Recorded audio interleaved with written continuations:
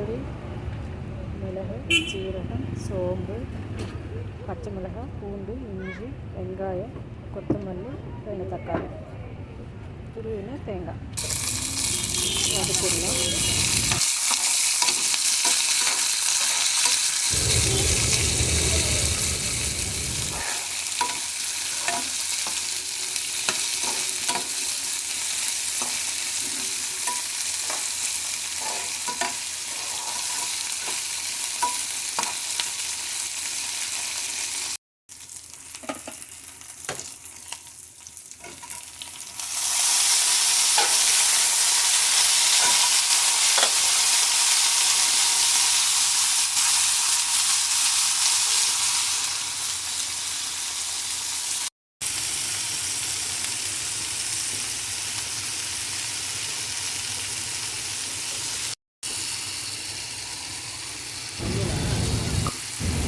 துருவி வச்சுருக்கோம் தேங்காய் போட்டு மிக்ஸ் பண்ணிட்டு கொஞ்சம் நேரம் வதக்கிடலாம்.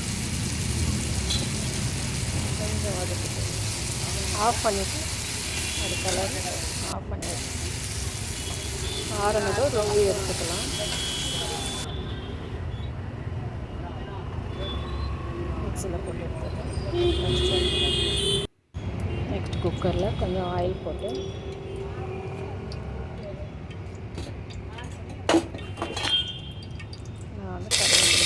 கொஞ்சம் வெங்காயம் கருவேப்பிலை நல்லா வதக்கிட்டு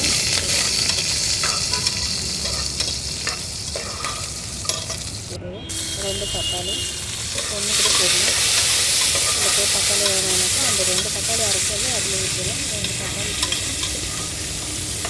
வதங்கினதும் சிக்கன் நல்லா மஞ்சள் போட்டு கழுவி வச்சுருக்கணும். கொஞ்சம் இஞ்சியும் போடுறோம். இஞ்சி நசுக்கி போட்டு வதங்கணும்.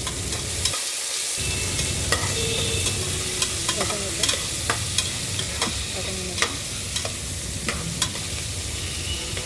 பச்சை வாசனை போட்டுக்கலாம். கூடவே சிக்கன் போட்டுடலாம். தக்காளியும் வதங்கி வந்துடும். நல்லா மஞ்சள் போட்டு கழுவி வச்சுருக்கோம்.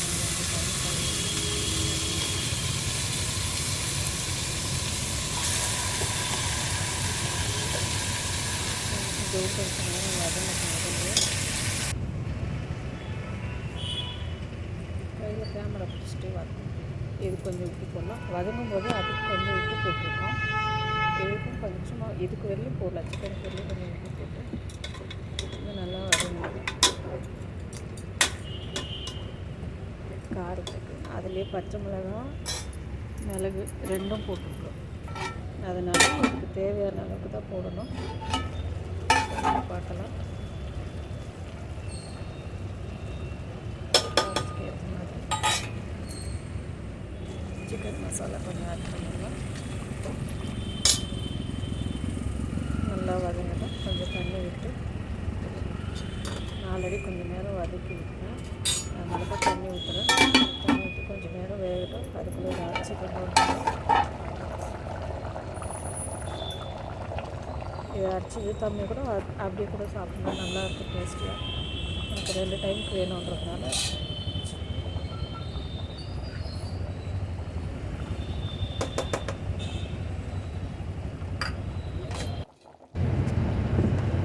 அதை போட்டு கலந்து வச்சிடலாம். அதுக்கு தேவையான தண்ணி ஊற்றி 2 விசில் வந்தால் போதும். இந்த குக்கர் என்ன கெப்பாசிட்டி அந்த தகுந்த மாதிரி விசில் போடுங்க. ஆயிடுச்சு பாருங்கள். இது இட்லி, தோசை, ஆப்பம், சப்பாத்தி, அப்புறம் கீ ரைஸ் கூட இது ரொம்ப நல்லாயிருக்கும். கீ ரைஸ் கூட நல்லாயிருக்கும். அது இன்னும் கொஞ்சம் கெட்டியாக கூட வச்சு போட்டுக்கலாம்.